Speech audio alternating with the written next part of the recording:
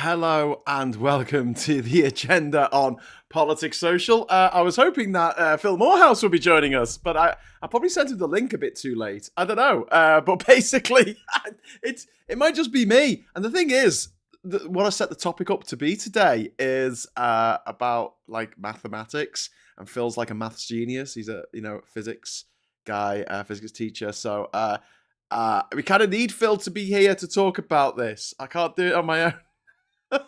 I'm not as au fait with bond yields, and government debt stuff as Phil is. Shit. Okay. Anyway, nice to have you here. I'm here. Yay.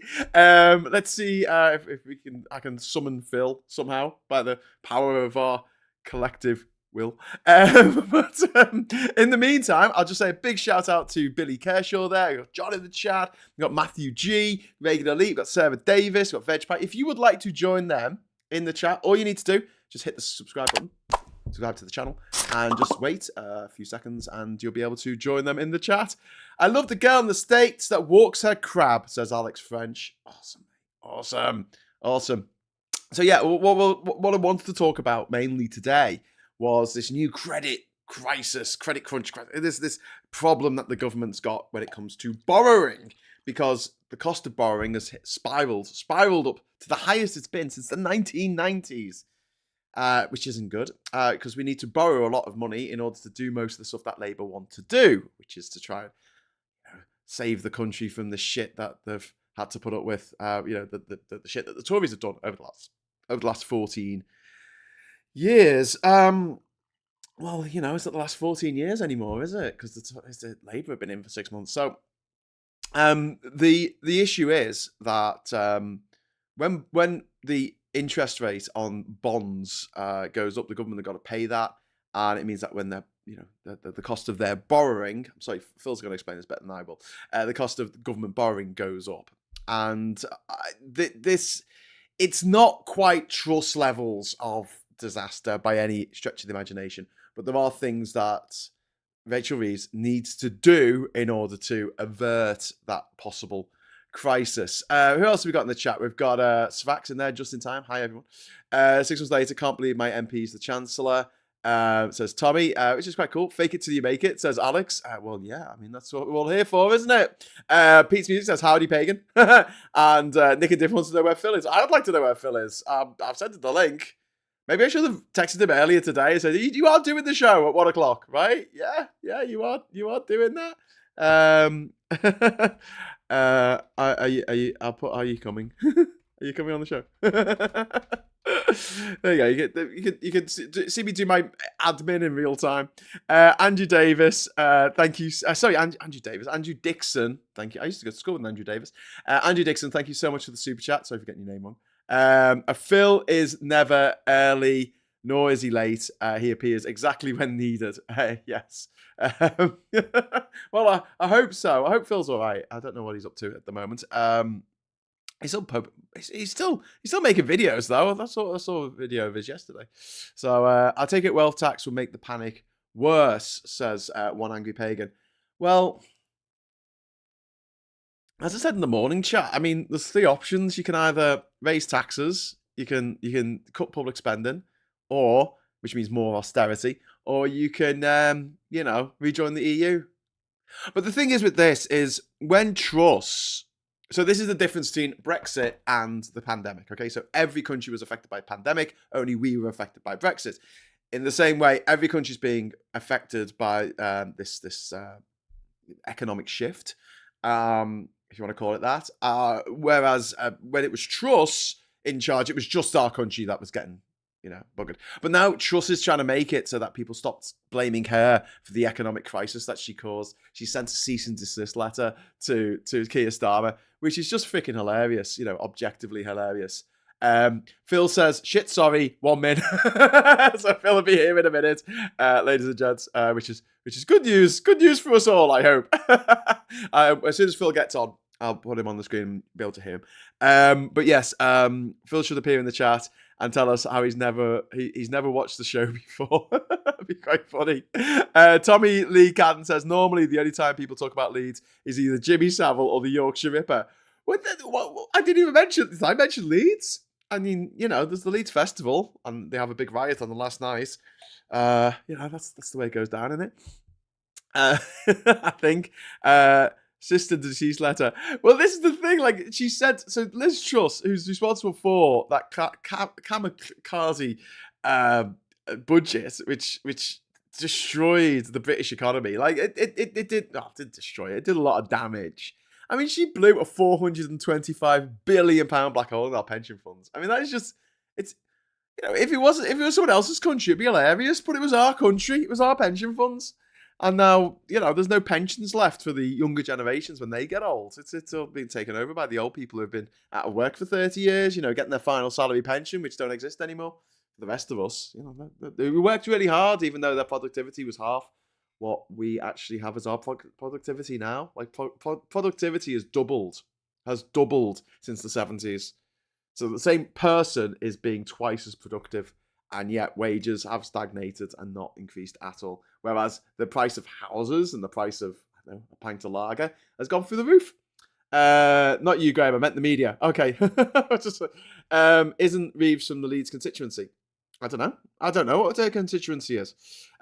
Phil needs to subscribe before he can talk. Yeah, he subscribed to it.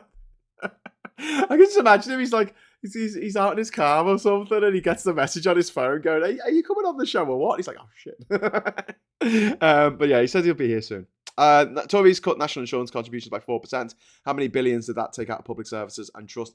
Well, yeah. I mean, Jay, you're right. I mean, the Tories did an absolute number, but they got better comms, so they can get away with it.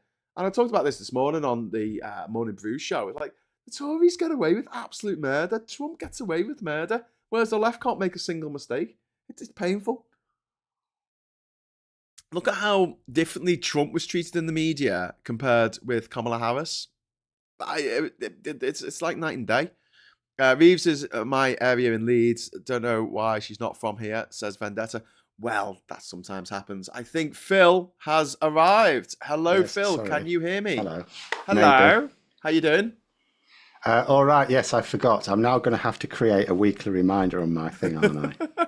I'm sorry. Well, we did have a couple of months off, didn't we? To be fair, yeah, we did have a little while off. So happy New Year. No, I saw you last week, didn't I? We're talking about Rachel Reeves and the Bond crisis, the James Bond crisis that we're going through at the moment. Which every economic paper says is not a crisis. Behave yourself. But yeah, exactly. So the in the blurb for this show, it does say this is nowhere near as bad as what was happening under Liz Truss, which of their mini budget. But you want to explain it, why it's not something that people should be getting a big flap about. I mean, it's not good because the way our economy is structured makes us particularly volatile to fluctuations in the bond market. But what this is, completely unlike 2022, I mean, there's several differences, but one of the big differences is that was us. In 2022, if you look at the activity of the bond markets around the world and then the UK, ours was a massive outlier because we did that. Whereas this time, we're just following the United States. What's happening is a new president's coming in, and you inevitably get a bit of a change. It just happens all the time. In this particular case, it may well be some people thinking that I don't know, but there's going to be some changes with the American economy. Yeah, and then you get the same thing over here. And it's the other thing as well that you actually read this in economic papers, and it's basically just saying all that's likely to happen is we're probably going to have the pound go down a little bit, just to reset where it was like a year ago or something. Yeah. So Sarah's saying I don't sound well. I hope I'm okay. I'm absolutely fine. I'm tip top because I don't go out catching norovirus or anything. I'm a hermit. So the only way I can catch anything. You just sound Yorkshire. That's all. Yeah. The only way I can catch anything is someone brings it into the house. Now, I am going out to my Warhammer club this evening, but when I'm not eating, I have a face mask on, so I do what I can. So I don't actually catch illnesses that often. Mike Higgins is saying Bond crisis. What Bond crisis? Sean Connery was the best. End of crisis. Yeah, no. I preferred Roger Moore. I love Roger Moore. I grew up with Roger Moore, so you know, I think it's the Bond that you grow up with is the one that you like the best. It's Doctor Who's a bit like that as well. I don't. Well, it's not quite. I mean, Bonds. Well, I say in those days, the first two Bonds lasted a hell of a long time. So I'm not sure. I mean, you know. Well, Daniel Craig lasted nearly 20 bloody years as Bond. He started in 2005. I suppose in theory, yeah. 18 years, the longest serving Bond was. I mean, Daniel they used Craig. to do films like basically every year, didn't they? Yeah, they did every year. In the 60s and 70s, it was every year. In fact, So there weren't actually that many Daniel, and I hadn't actually seen the last one. Weirdly, yeah. I don't know why. But I haven't They had actually a bit seen of a it. break. I think 1988 they didn't make a film, and then 1989 they made License to Kill. But then they took 6 years off. It was 6 years. Well, I mean, that is License to Kill was an absolute disaster. It was really weird. You have this successful franchise, and then someone thought, what if we did it like a bog standard B movie American action film? It's like, oh, way to kill the franchise off. Yeah, but my friend Heather was on the intro to that. You know, the woman shooting the gun at the beginning of the License. I don't remember. That's Heather. It's one of the few Bond films I haven't watched twice. I'm mates with a Bond girl. Yes, which is really cool. But yeah, no, it wasn't very good. But also, I couldn't see that at the cinema because I think it was a 15 when it came out. Because it was a bit too violent. Whereas I did see Living Daylights, which was 1987. I saw that was all right. That film was all right. It was a little bit paedophilia, but the film, generally speaking, was all right. Yeah, it was licensed. So poor old Timothy Dalton got a rough deal. It wasn't his fault. He was the Colin Baker. If we're going to link it to Doctor Who, he was the Colin Baker of the James Bond franchise. Not his fault at all. You know, I'm convinced that James Bond is a Time Lord because it's the same played by the same actor, and it's always a British guy or someone who's pretending to be British. And then like in 1989, the franchise just stopped for no good reason. Yeah, both of them.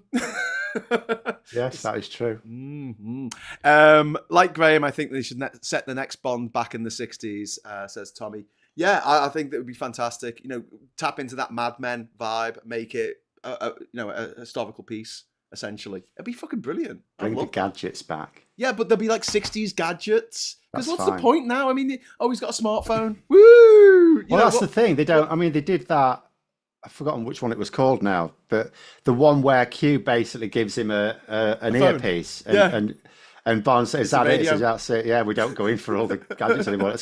That's because you can't. Because any madcap gadget you could imagine, in the days of old, you could just you could buy it on eBay.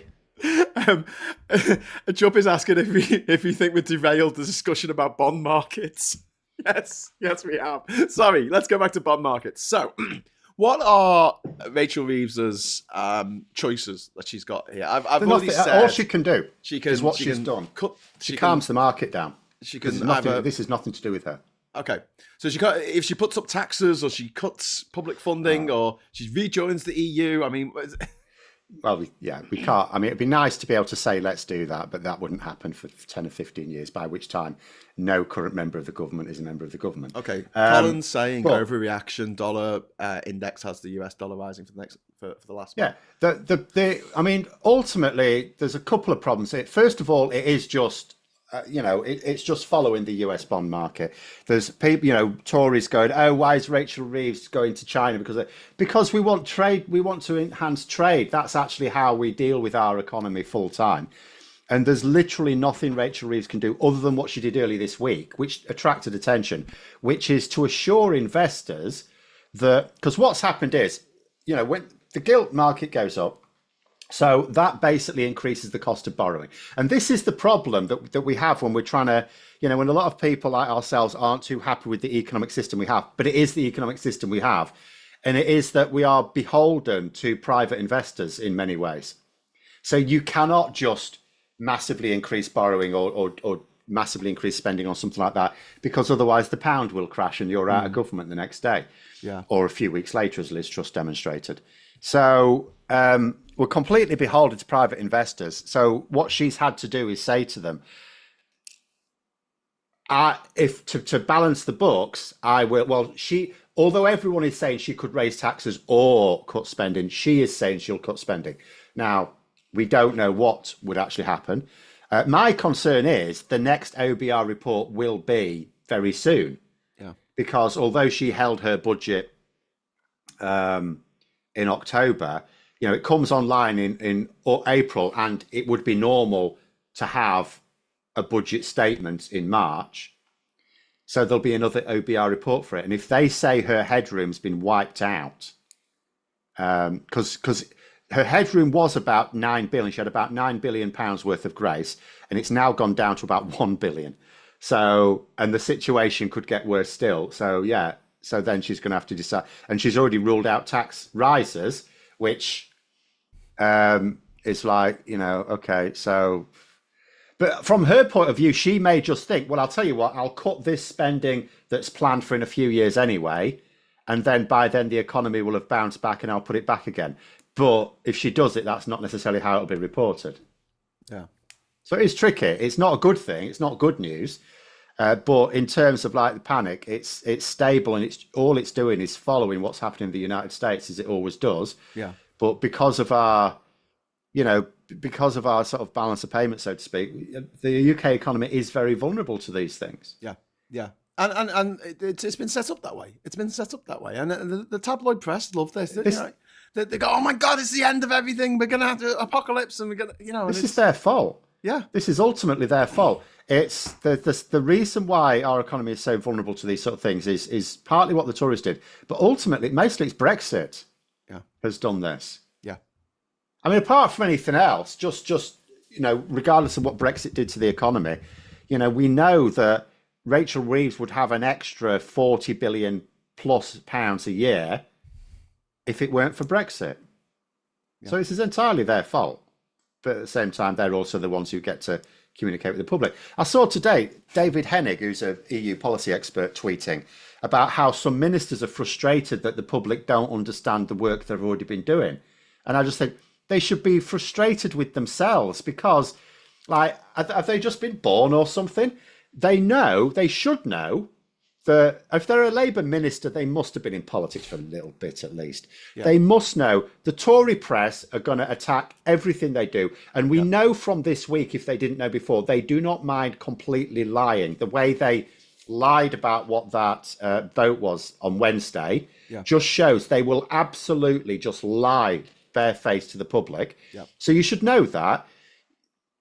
And you should also know that, like, Labour's budget hasn't come online yet. Their legislation's still going through the House of Parliament. Once the budget comes online in April, once their major legislation's passed, which will still take another year, it's still going to take some time before people notice the effects of that. So they should also understand that the people cannot see the difference at the moment, and they're not going to for a year or two. So if they want the public to appreciate them more, the only way to do that is to communicate to the public what they're doing. Instead of expecting the media to do it, because they're not going to. So again, it comes down to the fact that they are ignoring their own ability to communicate directly to the public. I was in the Movement Forward WhatsApp meeting last night, and I was actually saying, there's been this huge drop in the number of people tuned into British politics. We know that since the end of August, it's still going on. And yet, last month was my worst ever month since I went full time for views. And yet, I had over 500,000 unique accounts watching some of my content last month. Wow. They could get way more than that, and they're just ignoring it. Yeah. Yeah. Because they don't understand how it works. They don't understand how YouTube works.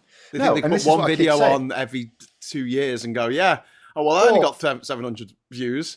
But I mean, these discussions are going on within Labour, and activists and members and stuff are saying, "Can you sort this out, please?" And it's just silence. But they don't know how. I could sit down with them for half an hour and actually open their eyes to a few things. I couldn't tell them how to solve it all in half an hour, but I could, because the problem is they don't actually understand it. They don't get it. I mean, I see, for example, I met one guy when I went to that YouTube event last year, and I met a guy there who actually worked for Theresa May. So he'd worked in 10 Downing Street. And he's doing his own thing now. He's got a YouTube channel. And he has and he's talking to some majorly knowledgeable and influential people. He's, he's got some really great guests. He's done podcasts, stuff like that. And he gets a few hundred views. Yeah.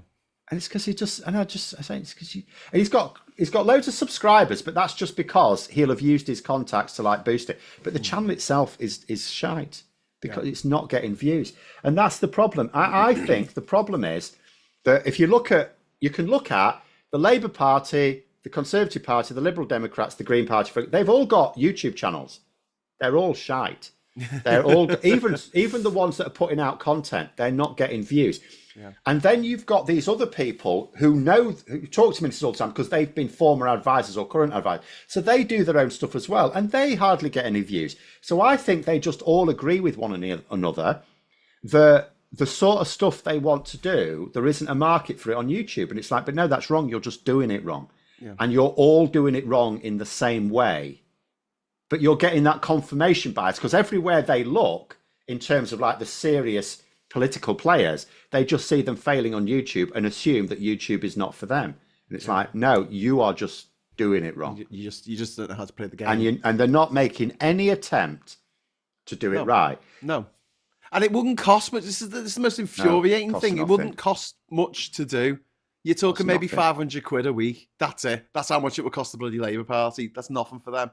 You know, like and have that continuous presence online, putting videos up, putting content out. But they chose not to do it. I mean, you know, we've sort of done this topic to death. It's so frustrating. If I could get you in to talk to the team there, but I don't even know if it'll do any good. You know, if you talk to the Labour, it won't do any good if I talk to their social media team, because I don't want to be rude to people, but they are the problem, because I don't know them, but I can guarantee they're not experts in social media, because I will keep arguing. I will die on this hill. There are 3 ways to be an expert in social media or to demonstrate your expertise. The first is to do it yourself. You build up your own platform. If you've built up your own platform, you must know how it works. Second, you can be an academic, a researcher who talks to hundreds, maybe even thousands of content creators who've built up their own platform and ask them, you know, various questions so that you can distill what works and what doesn't. So you can be an expert without having built up your own channel.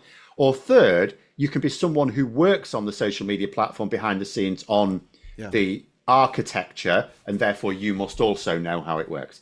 If you are not in one of those 3 categories, you are not a social media expert. It's really that simple. You're not. And if you're, you know, and it's like search engine optimization, isn't it? These SEO experts that you see all over like LinkedIn, it's bullshit. Like if they were, then they'd have the most watched. Well, some of them are. Web like, you know, on the internet. When I was learning my craft, obviously I looked at channels that were explaining how to do it, and every single one of the people I followed had their own. They'd already proven themselves. They'd already built up their own platform, and then decided to help others do the same. Yeah. But if someone, because when I'm talking about the SEO stuff, I get like junk mail all the time about SEO, search engine optimization, and it's just like, you know, we can help you. We can help you. I'm like, no, you can't. Like, you know, if you want to find out the information, it's out there on the internet. Go and look it up. But paying someone to do it, and it's why it was so infuriating last year when I went for the job with Labour, doing what I'm doing now, basically. But you know, as an official capacity, and they were like, "No, we're going to get an agency to do it instead." I'm like, "Well, they don't know anyone." Did you get a phone call? Did anyone from Labour's agency that they engaged? Did they? Hey, Phil, could we use your massive audience to promote these MPs and what they're saying? No. Anyway, I mean, I have to say, I would. I mean, we had a conversation about. You should have been to that meeting last night. Actually, we had a conversation a bit around some of these areas. Like, apparently, there were some people donating to Labour large sums as well, specifically for their digital campaigning. I was building my, and we're all thinking, weapon. Do they think they got their money's worth there? I know they won. Yeah, Labour won, sure. Oh, you can't see me, can you? But there was no. There wasn't anything. What did they do with that money? I mean, they just put out Facebook ads, didn't they, really? Yeah. They didn't do any digital campaigning as far as I can see. They were talking about like you said, they were supposed to be getting through to some content creators on like TikTok or Instagram or something, weren't they? Wasn't that a plan? Yeah. Did they do that even? I don't know anyone who was contacted. We're probably friends between us with over 50 content creators, left-wing content creators and influencers, and not one of them was approached by Labour. I mean, the thing is, again, it's like I remember you saying you talked to them and you're saying, why aren't you taking YouTube seriously? And they said something like, because it's not our target audience. And I'm going, and I just think, I mean, I'm looking at my analytics now. 35% of my audience is very skewed towards the male audience for some reason. So, okay, there's going to be some demographics I'm not getting through to, absolutely, in terms of women's demographics, certainly. But in terms of the age breakdown, 35% of all my viewers are 65 or older. You know, and it's well over half of 55 or older. Yeah. But I mean, I don't know if they said the demographic. The specific thing they said is that they don't spend money on campaigns because they see YouTube as a campaign, TikTok as a campaign, unless there's a general election. See, that's mad, because and it has to be a general election. It can't be a local election. You've got to be. They shouldn't see it as a campaign. They should see it as like, okay, that's what I said. Labour. I'll go back to the point. Labour ministers are saying they're frustrated that people don't appreciate what they're doing because you're not telling them, and no bugger else is going to. So they shouldn't see it as a campaign. They should see it as a direct line to the public, a direct line of communication to the public, which when it becomes a general election, they can then use to campaign. Well, Matthew G in the chat is saying, despite Corbyn's incompetence, his team are very good at social media, which I agree with. But also, we've got some super chats come in from Ivan Ambrose. Thank you very much for £20. That's very generous. Thank you, sir. I was and I'm still angry with Mel Stride yesterday. He said, this is what you get with a socialist government. For goodness sake, we removed Mel Stride's capitalist last July. Capitalism was tried and failed terribly. Well, it wasn't just capitalism. It was uncapped capitalism. It was unrestrained. But it was also incompetently run capitalism. Incompetent capitalism, which is the type of capitalism that the likes of Trump love so much. Sean, thank you very much for the £5 super chat. Instead of a regular member fee, here's a £5 direct. I was watching you build your globe. Now I need Lego. So Phil, can you see me on the screen yet? Can you see me on the I saw you hold it up a little bit ago. You had look. You see, I'm building a globe. It's a Lego globe. Yeah. And I built the holder for it, and I'm doing it on my channel so people can watch me build this while I'm talking about politics or movies. Actually, we just end up talking about movies, don't we? Because I might as well. Someone bought it for me for Christmas. So I was like, you said this is awesome. So sorry for missing the meeting last night. I feel a bit bad, but I'm seeing them all on Saturday. They're all meeting up in London, aren't they? Yeah. See, I don't go to London unless there's some real. Do you not want some like novel virus, some great new disease that's all the rage down in the West End? Not really. It's getting rave reviews. Anyway, there's a couple of things that I want to talk about that we haven't mentioned yet. Just talk about the Tories. Right. First of all, did you hear what Robert Jenrick said about Pakistani rape gangs? Did you hear this? Yes, but I can tell you what someone else said about him as well. Let me find it now. Oh my God. So if you didn't hear it, it was like just straight up racist. There was no two ways about it. He's really going for it. But what's happened with Robert Jenrick, he tried to be the crazy candidate for the leadership contest and it's not quite worked. So he's really going for it now. But I'll tell you what someone has said. And this is, an advisor to his UK government. He said, the National Inquiry into Child Abuse included around 30 days of hearings on Nottinghamshire, which is where Jenrick is an MP, he's in Newark, which is an anagram for him. And it says here, Jenrick attended 0. It says the 30 days included his constituency and he did not turn up at all. So, and then you've also got famously Kemi Badenoch, who has said that she has not, or her spokesperson had said, but, Kemi Badenoch has not met a single victim of these crimes. And she's more to the point said she sees no reason to do so. So these are people who are trying to leverage this issue for their own political purposes. And they have absolutely no interest in lifting a finger to actually help anything because they could not even do something as simple as help victims.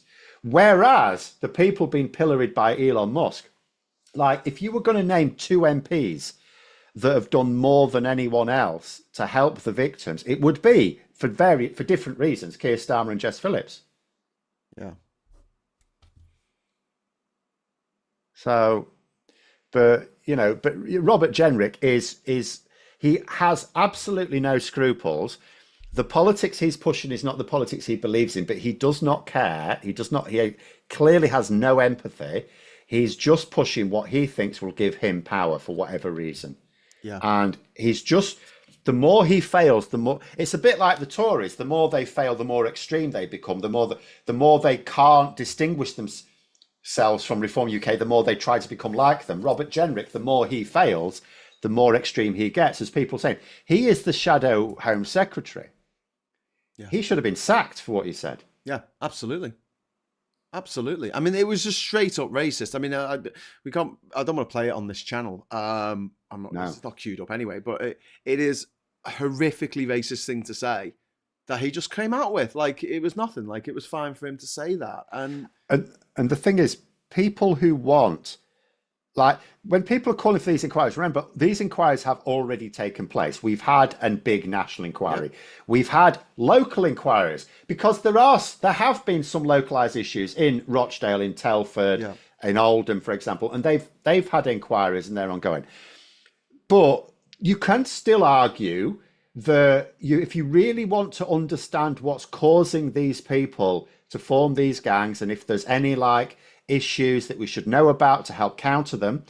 Yes, the problem is that because of these racists, if you try to launch that sort of inquiry, it's going to look like an attack on, well, in Jenrick's case, with what he wants, the British Pakistani community. Yeah. So it's going to look like an attack on innocent people. That's not going to, and he doesn't care that will create division. Of course not. And community distrust. Of course not. Like, why would he care? he's a Tory scumbag. I mean, what he said was just absolutely shocking, and it should have been the end of his political career. Yeah, that's it. Never mind him being a shadow minister. Just like that is it. That is the end of your career, mate.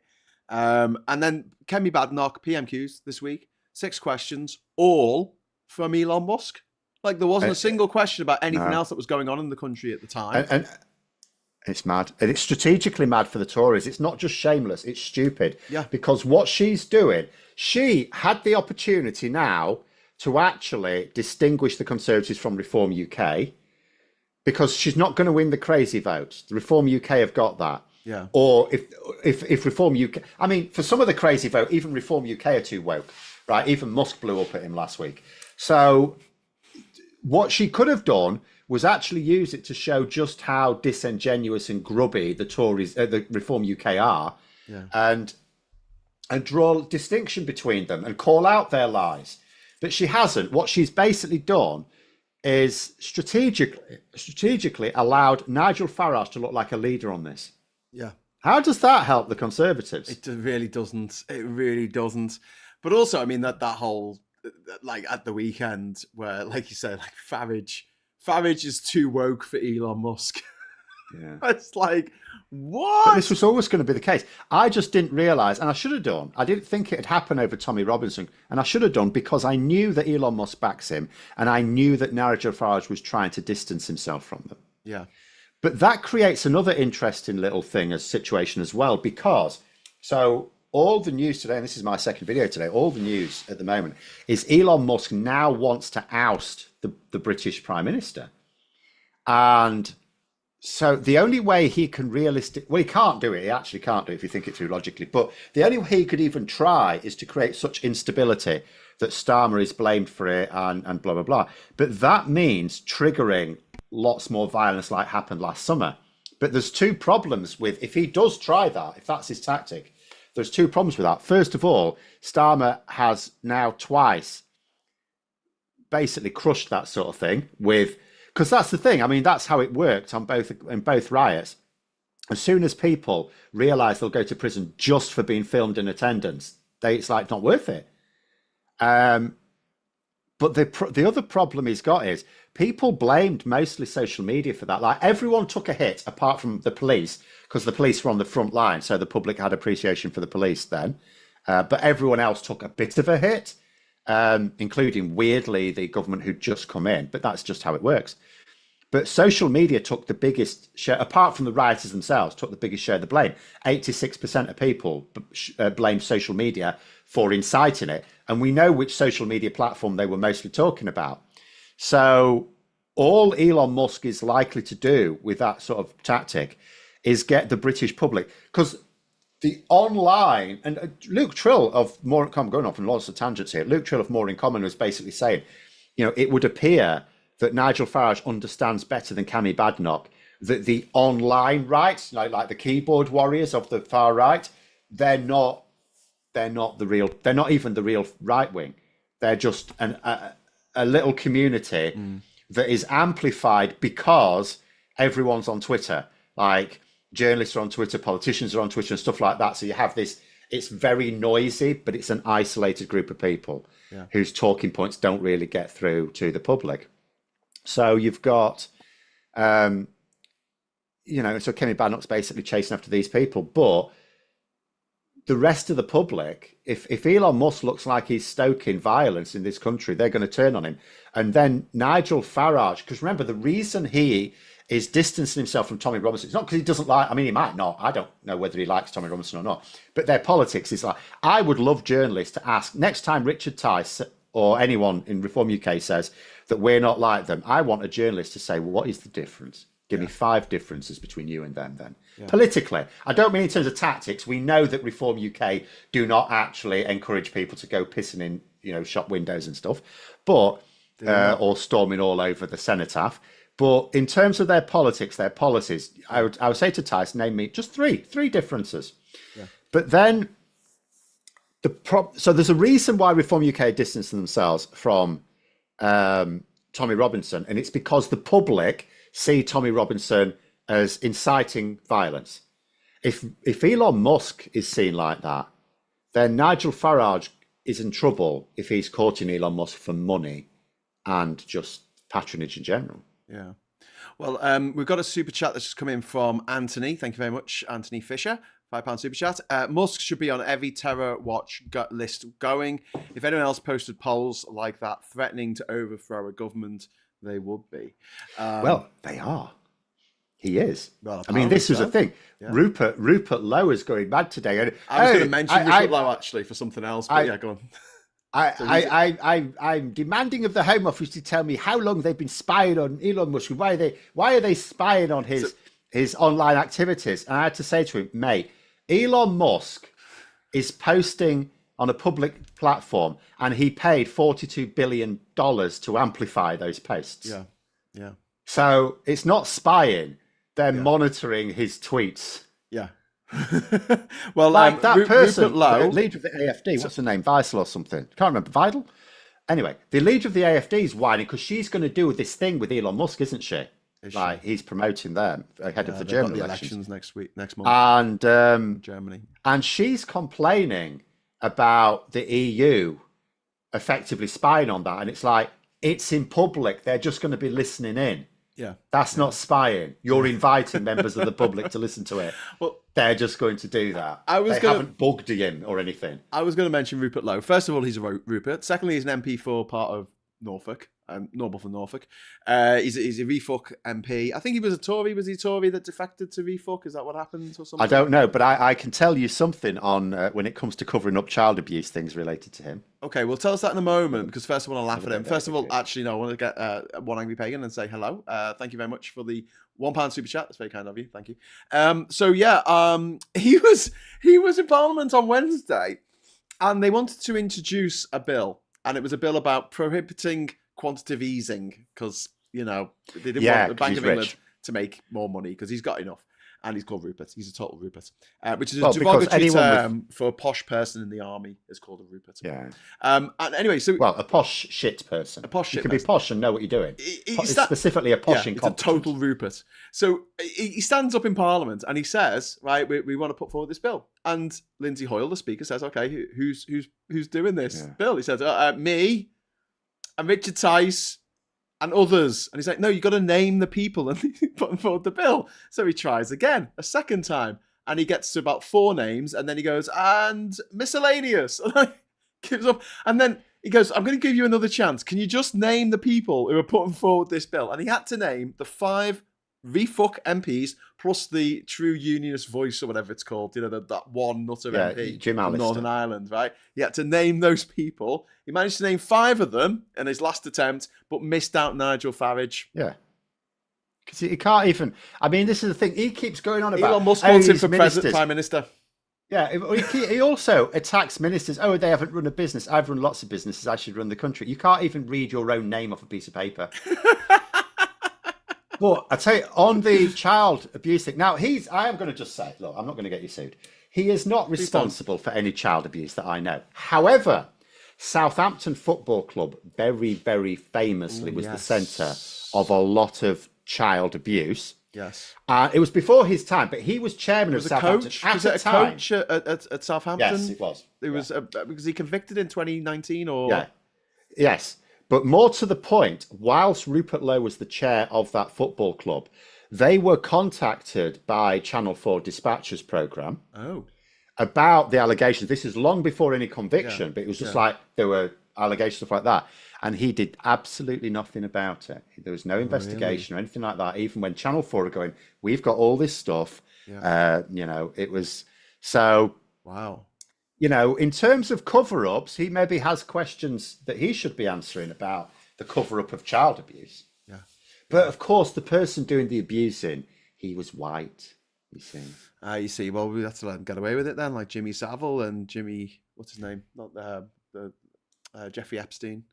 Got away with it for a long time, didn't he? Yes. And who's mates with Jeffrey Epstein? Elon Musk, whose dad is a groomer, whose dad groomed Elon's stepsister from the age of 4 and then married her at the age of 19. If that ain't grooming, I don't know what grooming is, mate. Oh, exactly. So your dad's a groomer. He was the son of a groomer man, as Dusty Springfield once never sang. But yeah, non-conformists are saying money printing equals inflation. Well, not necessarily. Like we did quantitative easing and it didn't cause mad inflation after the credit crunch. The reason why people like Rupert Lowe don't like it is because if you've got a load of money, your big piles of cash aren't worth quite so much after it. Yeah. Yeah. Whereas if you're living hand to mouth like the vast majority of people, then you're not that bothered. As long as your income keeps up with inflation, you don't care. Yeah. Yeah, it's that your Smaug, mountain of money that you sleep on every night. It's worth slightly less. Ivan Ambrose, thank you very much for the £10 super chat, mate. That's very kind of you. There are some people making out the Tory amendment to the child abuse bill was made public before the vote. This is demonstrably untrue. I got into quite an intense exchange online about it. Well, this is another really thing I should hard be talking about. The Tories tried to derail the Labour bill that was essentially saying they wanted to make sure that you couldn't take your kids out of school in order to abuse them, which has led to the abuse and death of children.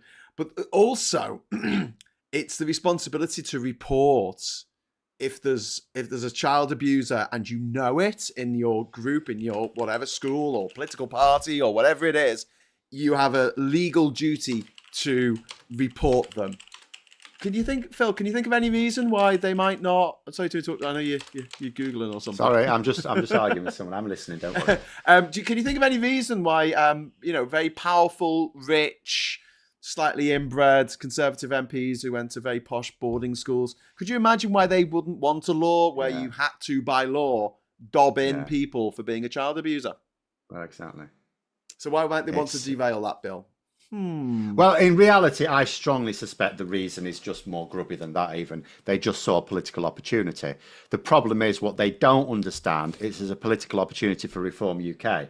The Tories are basically just acting as the handmaidens to Reform UK here, and they're too stupid to realise it, which is why every week that passes now, I'm just more and more convinced we're going to get a Canada situation where, for those who don't know, so in Canada, in like the 80s and 90s, there was a Conservative Party. And it was a bit like a sort of, I suppose, I'm not too much of an expert on Canadian politics, but it seemed to me, it was probably more like a John Majory type Conservative Party.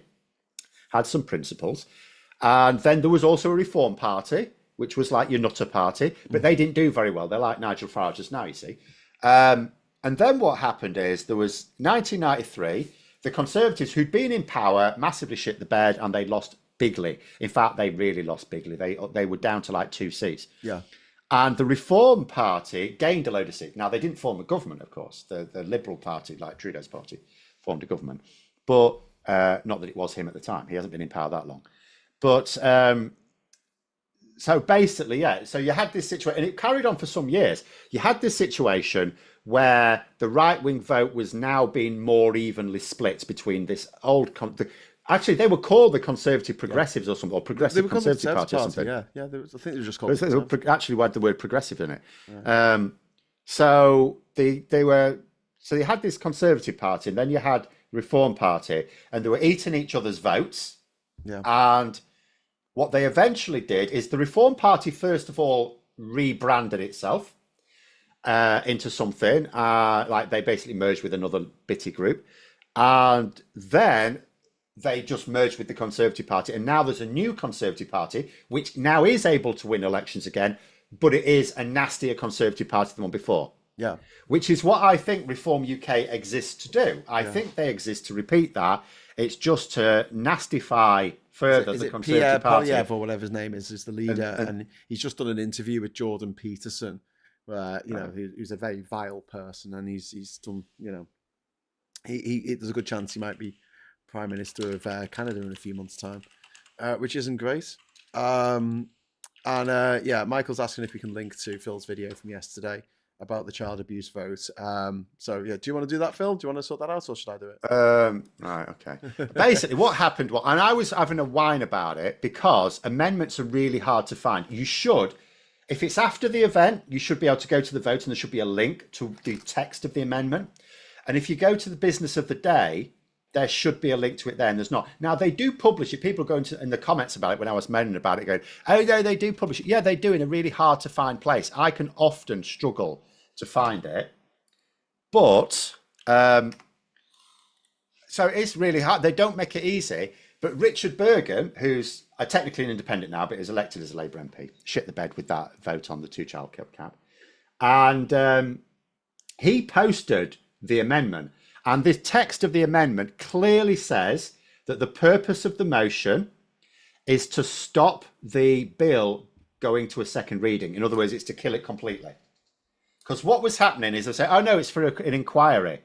And then and Labour say, no, it's to kill the bill. But because the media were going, oh, no, it's for an inquiry, then obviously ordinary public will go, well, it's for an inquiry then, isn't it? And it's not. They tack on the inquiry bit right at the end. But that wouldn't do anything, because the first line says that the bill should not proceed to a second reading, at which point, if that passes, it's over. Yeah. So anything you put after that in the amendment doesn't happen, because it's not part of any bill, because you've just killed the bill. Yeah. So it's an absolute lie. The likes of Lee Anderson saying Labour MPs voted to block an inquiry. It said, no, they didn't. You voted to block child protection measures. You voted to stop teachers having a legal duty to report suspicions of child abuse. That's what you voted for. Yeah. Labour MPs voted that, for example, it's like one of the things, that teachers and other professionals who come into contact with children should have a legal duty to report evidence of child abuse. Yeah. Yeah. And this is, honestly, mate, I know you're saying like they just saw a political avenue, but I think someone's made a phone call somewhere in the, some Tory grandee who's shitting themselves that they know about a bunch of paedophiles and they've done nothing about it, and they're going to get tapped by the police, And I think it's more primal than that. I really just think they saw an opportunity and have gone with it. I think they lack strategy, the Conservatives. Like Kemi Badenoch is literally... She's creating a situation. She's creating a situation where the Conservative Party, there's going to come a point where they're going to keep splitting the right-wing vote with Reform UK, and there's going to come a point where she's made the Conservative Party, well, not her, because she'll be gone in a couple of years, but that's the direction they're taking. Yeah. And they'll have made the Conservative Party to the point where a lot of people just go, what is actually the difference between us and Reform UK? And if there's not that much difference, why don't we just merge? And then they'll merge. And then Nigel Farage will have achieved what well, not necessarily him, but his paymasters wanted, which is to nastify the Conservative Party. And then when it merged, it will, it'll probably coincide with round about the time where if we don't change our electoral system, people are starting to think about a new government because this might be 10 or 15 years time, and Labour are on the wane because you can't stay in power forever. Even if you achieve everything you aim to, and you won't, some things are difficult. Yeah. And then they'll come back to power, but it won't be the Conservative Party. It won't even be the Cameron Conservative Party. It'll be the Conservative Party as it is now. Yeah. Yeah. Because, I mean, what I'll tell you about that vote, every single Conservative MP knew what that vote was really about. Every single one. And there are 121 Conservative MPs. 2 of them can't vote because they're deputy speakers. So that leaves 119 voting Conservative MPs.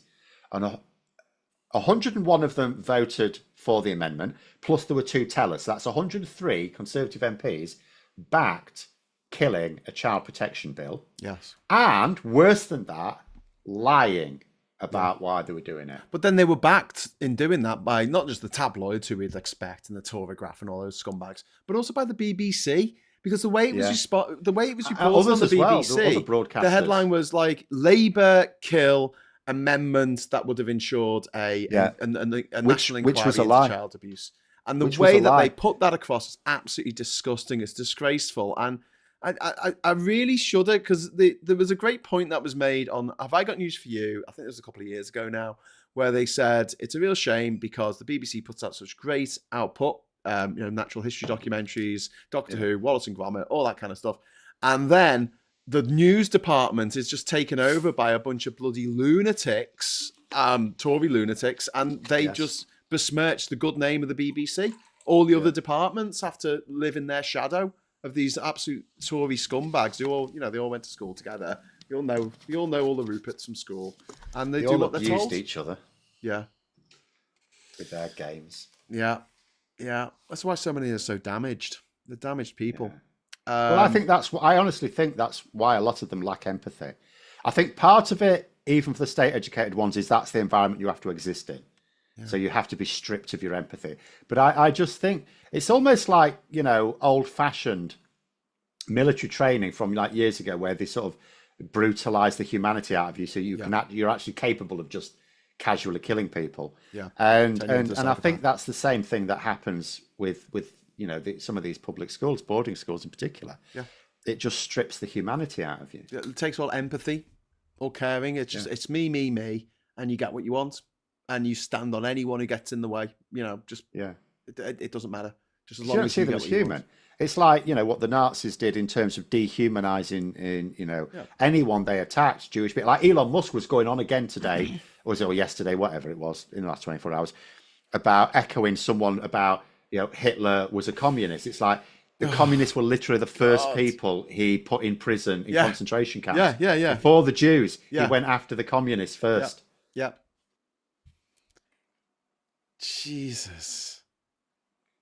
And this is going to be for the foreseeable, especially with Trump in charge across the pond, unless the British government grasp the nettle and say we have got to do something about these foreign oligarchs having so much control over the means of communication in our country because they're pumping out bullshit.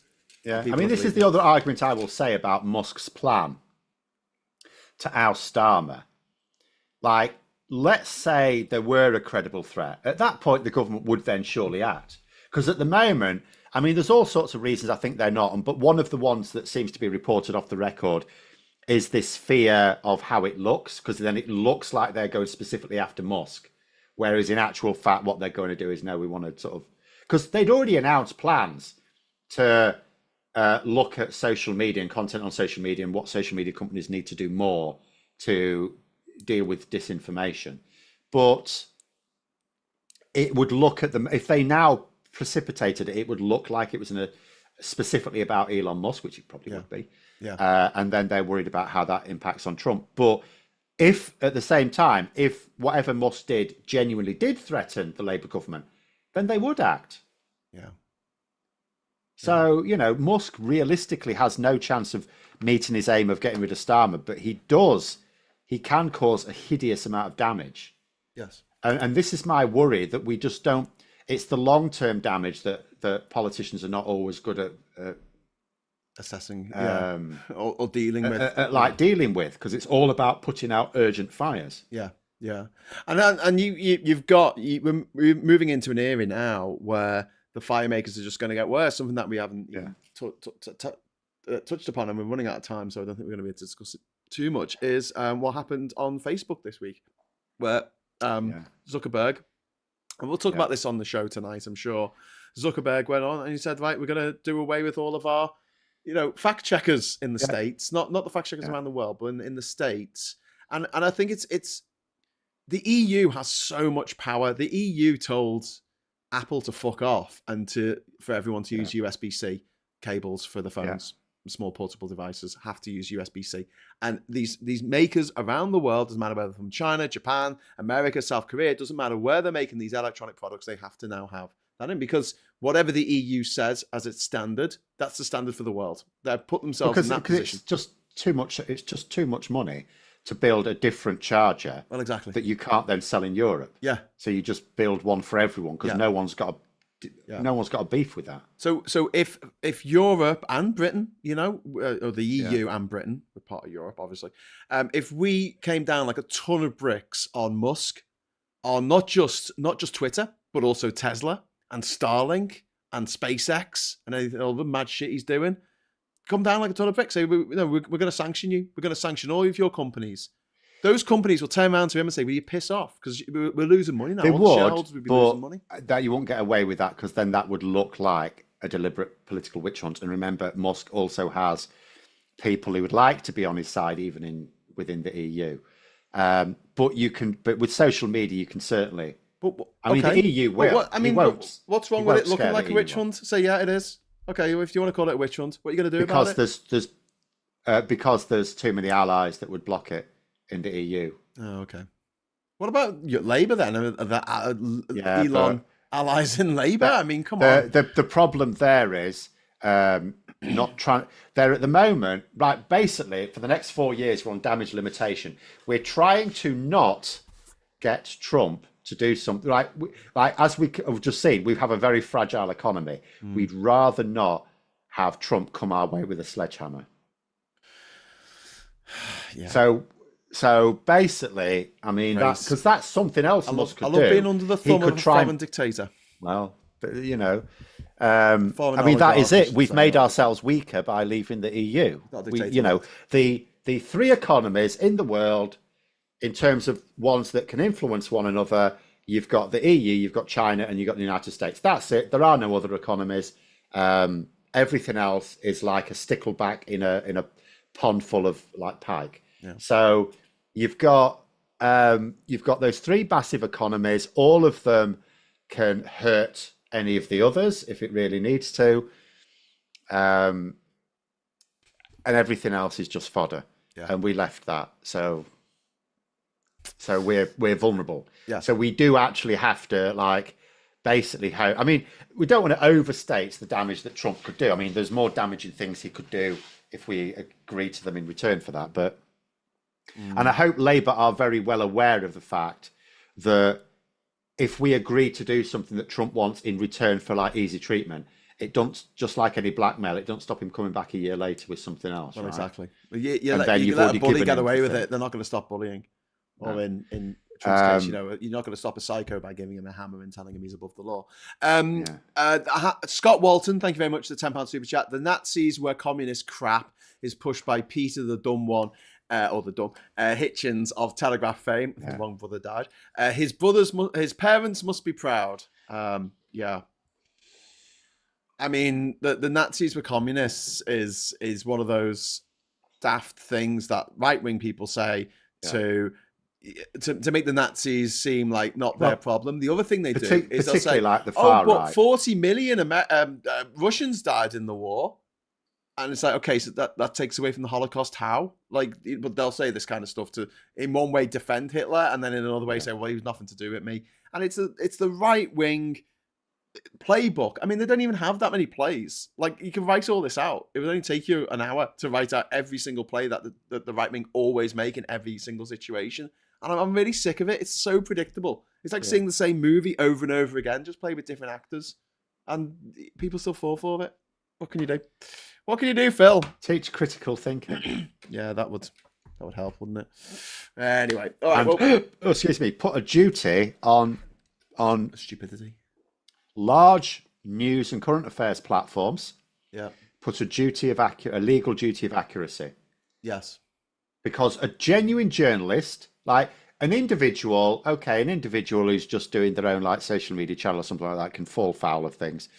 But an actual journalist knows how to check sources. A real journalist knows how to do that. So you can still get conned. I'm not saying you put someone in prison just because they got fooled.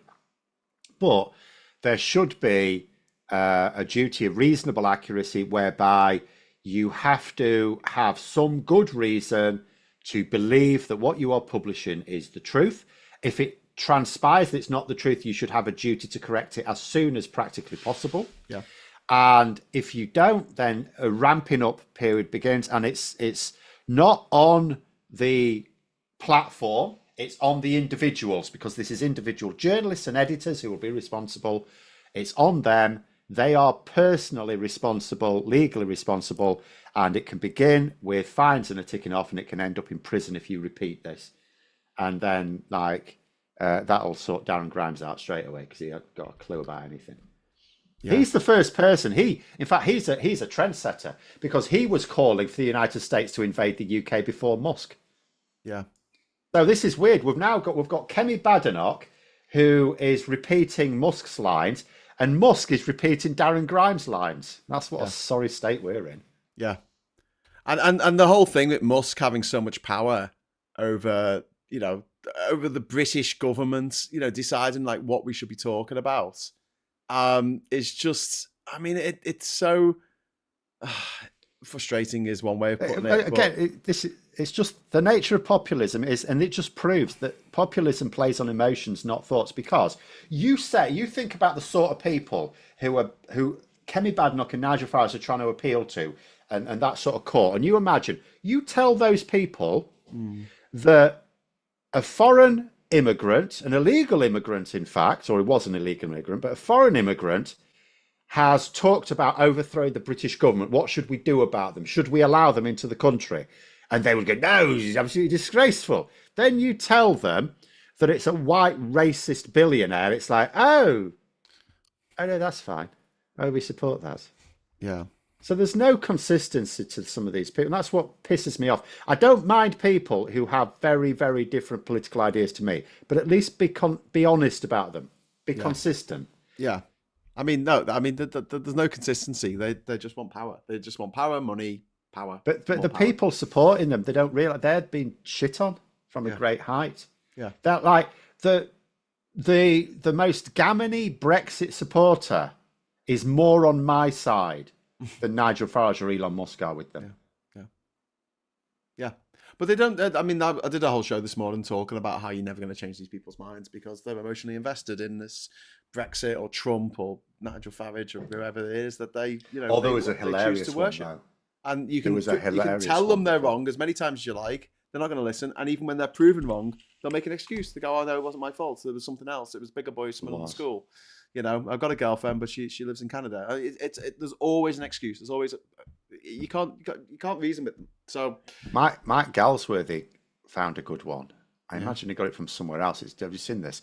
So there's this like Nigel Farage supporter, and he's done this timeline of tweets. It's brilliant. And so this guy says, Nigel Farage is England's last hope. Support this man. Next one. Nigel Farage should be in charge of the UK right now, to be honest. Next one. Elon Musk. The Reform Party needs a new leader. Farage doesn't have what it takes. This guy, next tweet. Spineless and self-serving. Nigel Farage isn't the leader Britain needs. Yeah. Yeah. So that's where you do have a thing. It's like all of a sudden where you've got people into like hero worship, and then suddenly they're heroes at war with each other, and it's like, oh, who do I pick? Yeah. Well, this is what I said this morning as well. We need to stoke the divisions in the right. There are plenty of divisions. There's plenty of people who otherwise would hate each other and not want to be in the same room with each other. They are joined by a shared love of xenophobia, racism, misogyny, child abuse, whatever it is that keeps them in the same room. But they hate each other, and we need to tap into those things that they hate about each other and amplify them. And get them fighting amongst themselves, because that's what they do to us. They have us fighting amongst ourselves all the time. Anyway, Phil, we're going to leave it there. Thank you so much for coming on the show. And are you around tonight, or are you Warhammering? No, I am getting my arse kicked at Warhammer. Okay, well, we'll be back I'll be back at least at 9:30 tonight for the Friday Night Social. I'll be joined by Mike Dix and others. So please come along to that. Just kick back on Friday night and share a few laughs with us, and we'll rip the piss out of everything that's been going on in the news for the last week. And there's plenty of material. We're not going to run out of things to talk about, are we, Phil? Well, not at the moment. It's quite weird at the moment, but certainly not at the moment. No, not for a while, I don't think. Unfortunately, in a weird way. Anyway, thanks for watching. You take care, and give us a like on the way out. Thanks for the chats. Thanks for the super chats. And until next time, I'll say hello, good evening, welcome, and goodbye.